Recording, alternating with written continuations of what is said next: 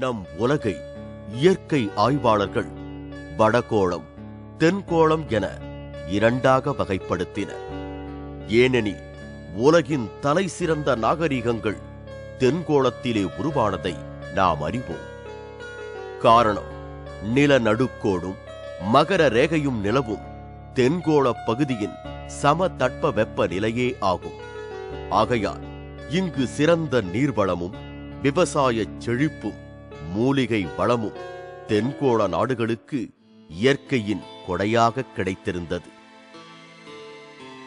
நம் இந்திய நாடு உலகின் மிக தொன்மையான நாடுகளுள் ஒன்று.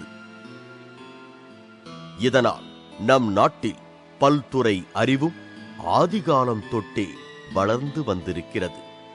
பல்துறை அறிவின் ஒரு பகுதியாக மருத்துவ அறிவும் அமைந்துள்ளது என்பதை சொல்ல தேவையில்லை.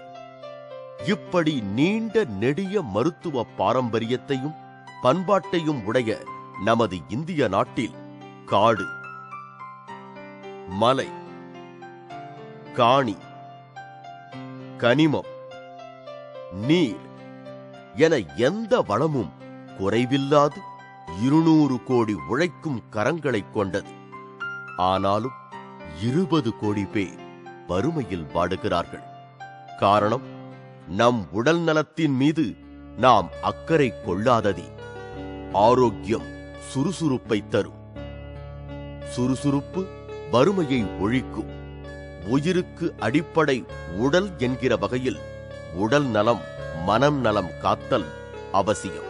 உடல் நலம் காக்க என்ன செய்ய வேண்டும்? இயமம். என்ன செய்யக்கூடாது? நியமம். உடற்பயிற்சி, ஆசனம், மூச்சு பயிற்சி, பிராணாயாமம், மனதை நிலைப்படுத்துதல், தாரணை போன்ற யோகங்களை பழகுவதே இல்லை.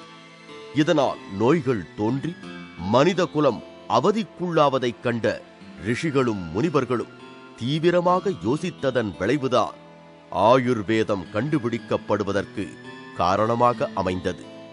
நம் வாழ்க்கையின் விஞ்ஞானம்தான் ஆயுர்வேதம். 4000 ஆண்டுகளுக்கு முன்பே இந்தியாவில் ஆயுர்வேத முறை மருத்துவத்தை நாம் பயன்படுத்தியுள்ளோம். இவ்வாறான மிக நீண்ட வரலாறு கொண்ட ஆயுர்வேத மருத்துவம் பல்வேறு நிலைகளில் பல மாற்றங்களைக் கொண்டு வேத காலத்தில் மிகச்சிறந்து விளங்கியது. எந்தவித பக்க விளைவுகளும் இல்லாத இந்த ஆயுர்வேத மருத்துவம் இந்தோனேஷியா, கிரேக்கம், சீனா, ஜப்பான், இலங்கை போன்ற நாடுகளுக்கும் பரவியது. பிற நாடுகளில் இந்திய ஆயுர்வேதத்தை ஏற்றுக்கொண்டவர்கள் அதை தங்களுக்கு தகுந்தவாறு மாற்றி பயன்படுத்திக் கொண்டனர்.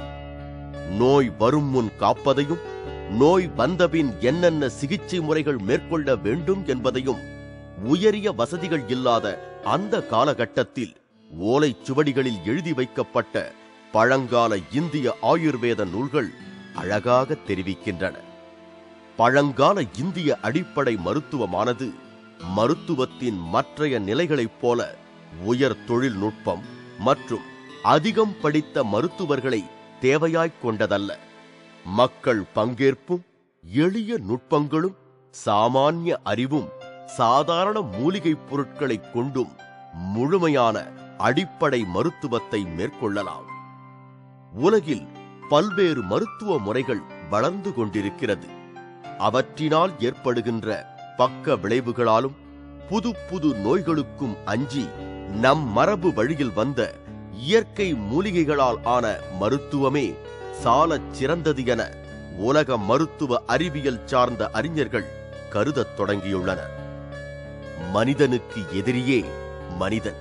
இவ்வாறான சூழ்நிலையில் நாம் அன்றாட வாழ்க்கையில் பயன்படுத்தும் அத்தியாவசிய பொருட்களில் மனிதனுக்காக உருவாக்கப்படும் ரசாயன கலவையில் அமைந்த பொருட்களை தவிர்த்து தற்போதைய சூழ்நிலையில் மனிதனை நகர மாசுக்களிலிருந்தும் நச்சு வாயுக்களிலிருந்தும் விடுவித்து ஆரோக்கியமான வாழ்வினை அடைய தேவைப்படுவது இயற்கையின் மிக உயர்ந்த பொருட்களாக திகழும் மூலிகைகளாகும். இதைத்தான் வின்வேஸ் உற்பத்தி பொருட்கள் உணர்த்துகின்றன. வின்வேஸ் பொருள் வாழ்க்கையில் புது பாதையை அமைத்து வாழ்வினை செழிக்கச் செய்வதோடு மட்டுமல்லாமல் நல்ல மன நிம்மதியினையும் ஆரோக்கியமான உற்சாகத்தையும் கொடுக்க வல்லது. இதன் பக்க விளைவே உடலினை ஆரோக்கியமாக வைத்திருப்பதுதான். மனிதனை மனிதனாக தனக்குரிய முழு நாட்களையும் ஆரோக்கியத்துடனும் மன நிறைவுடனும் அமைத்துக் கொடுப்பதுதான் வின்வேஸின் நோக்கம். வின்வேஸ் இயற்கை மூலிகைகளால் தயாரிக்கப்படும் பொருட்களின் தயாரிப்புகளைப் பற்றி காண்போம், பயன்படுத்தி பயன்பெறுவோம்.